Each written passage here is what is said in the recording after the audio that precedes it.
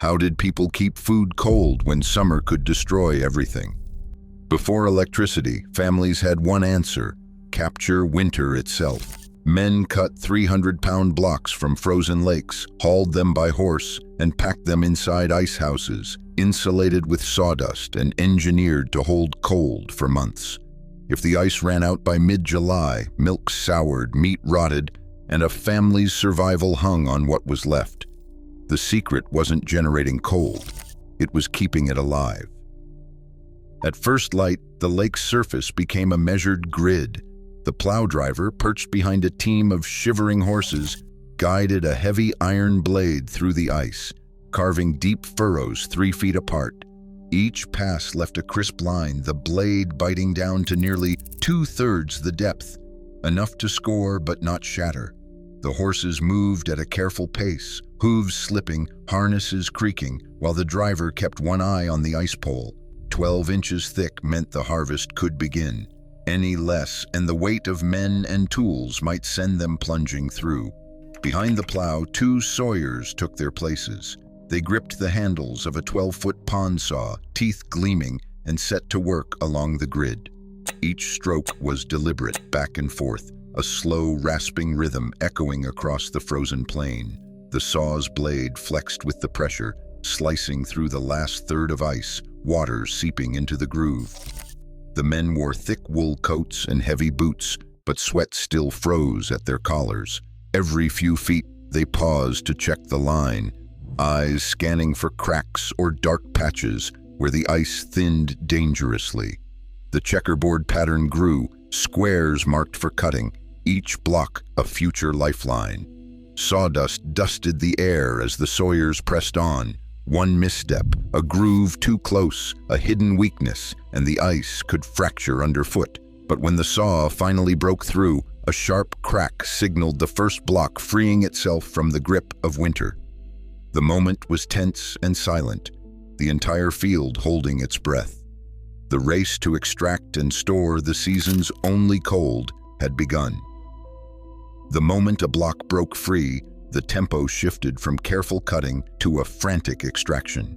Men grabbed iron hooks and break-off bars, prying each slab from its icy cradle. The blocks, some as thick as 3 feet and weighing anywhere from 100 to 300 pounds, had to be hauled out before the water could refreeze and trap them again. Lifters worked in pairs, muscles straining as they leveraged the break-off bars beneath the edges, rocking the blocks loose. With a practiced shove, the slabs slid onto wooden sleds waiting at the edge of the cut. Teamsters urged their horses forward, the animals' breath steaming in the cold air. Chains clinked, sled runners screeched, and the heavy loads began their slow journey toward shore. Each sled carried as many blocks as the ice would bear, sometimes a ton or more. Crews moved in a steady relay. Timing was everything. If the blocks lingered too long on open ice, a sudden shift in temperature or a crack could send the whole load into the frigid water, erasing hours of labor in seconds. The work demanded constant motion. Men hustled between the grid and the sleds, boots slipping, voices calling out warnings and directions. The ice field became a living assembly line, every worker aware that the window for safe hauling was shrinking with each passing hour. As the sun climbed, the shore filled with stacks of glistening blocks, each one a piece of winter's lifeline, destined for the insulated darkness of the ice house. There was no pause, only the relentless push to save as much cold as the season would allow. At the edge of every ice field stood an imposing structure. Its purpose was simple, its construction anything but. The ice house was built to defend against summer's relentless heat. Thick timber walls rose in parallel, each board carefully joined with a 12 to 18-inch cavity running between them. That gap was no accident. It was filled, layer by layer, with sawdust hauled from local mills, forming a dense, dry barrier that trapped the cold and slowed the advance of warmth. Where sawdust was scarce, straw or hay sufficed. But sawdust was prized for its ability to settle tight and resist settling over time. The outer shell was only the beginning. Many ice houses were set into the earth itself, their south and west walls pressed against a sloping berm of soil. This earthwork, sometimes piled 2 feet thick, shielded the structure from the midday sun and buffered wild swings in temperature. The ground's steady coolness seeped inward, making the ice house feel more like a cellar than a barn. Builders favored a north-facing door, kept small and low, to block sunlight and cut drafts to a minimum.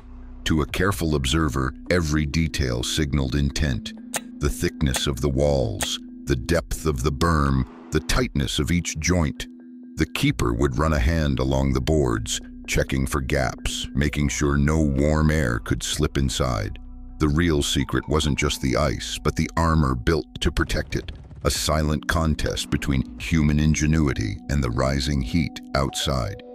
Inside the ice house, survival depended on more than thick walls and sawdust. The real test was what happened after the door shut. Every block began to bleed away its cold the moment it was stacked, and the battle against heat was fought on the floor. Builders gave the ice house a subtle slope, just 1 or 2 inches over 10 feet. That gentle angle sent meltwater toward a shallow trench at the lowest end, where it drained through a gravel-packed pit and out a stone culvert. If water pooled, it would speed up melting, turning the ice house into a swamp of loss. A well-drained floor could mean the difference between their ice lasting until July or vanishing by June. Vents set high in the gable let warm, moist air escape, but only when opened on cool nights. The keeper checked the vent latches each evening, balancing the need for airflow against the risk of letting in a hot breeze. On the hottest days, every crack was sealed tight. The massive door, sometimes tarred for extra protection, was wedged shut with a timber beam. Each opening risked a surge of warmth, so the keeper rationed trips inside like precious currency.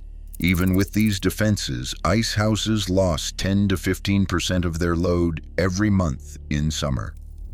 Ledgers from Concord and Sturbridge record the losses in neat columns. 8 tons gone in May, 12 in June.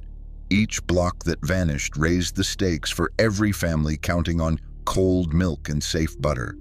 The ice house was not just a vault, but a living system, one that demanded constant attention and where a single leak or missed inspection could tip the balance from survival to ruin.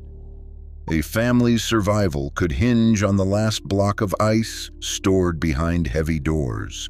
In farm diaries, the numbers tell the story: 500 to 700 cubic feet of ice stacked in the dark, guarded through spring storms and July heat. Each block was more than frozen water. It was tomorrow's milk, next week's butter, the promise that meat would not rot before it could be eaten. When the ice ran out, the consequences were swift and unforgiving. An entry from a July 12, 1874 captures the moment. The last cake melted, milk soured by noon, and the family was forced to barter butter just to keep bread on the table. A single day's loss could mean weeks of hardship. Children drinking sour milk, mothers weeping over spoiled food. The threat was not just personal, but communal. Towns kept rosters of who helped with the harvest, and neighbors turned out in teams, knowing that one family's failure could ripple across the village. The rhythm of the year was measured not just in planting and reaping, but in the slow, steady melting of ice, a countdown that every household watched with growing anxiety as summer wore on. For families who lost their ice stores too soon, there were only a few ways to keep food from spoiling, and none worked as well as true cold. A spring house built over a running stream could keep milk or butter at 45 to 55 degrees Fahrenheit. It was better than nothing, but not cold enough to stop milk from souring within a week, or to keep meat safe for long. Root cellars dug deep into the earth held a steady 32 to 40 degrees Fahrenheit, enough for apples, potatoes, and carrots, but too warm for fresh dairy or meat. Salted pork, smoked hams, and dried beans filled the gaps, but each method changed the taste and texture of food and required its own labor and resources. Then came a new kind of manufactured cold, not harvested. In the late 1800s, engineers built the first ice plants, using ammonia compressors to freeze water year-round. In cities, the Iceman became a fixture, hauling blocks of factory ice from wagon to doorstep, filling the top compartment of every icebox. The old rhythm of winter harvest and anxious summer watching began to fade. The world was learning to make its own winter on demand, and the ice house, once a symbol of survival, became a relic of a vanished struggle. Today, the hum of a refrigerator masks the daily struggle our ancestors faced to keep hunger at bay. As climate and energy costs shift, food security is never guaranteed. The old ice houses remind us comfort is fragile, and survival depends on respecting what nature and effort provide.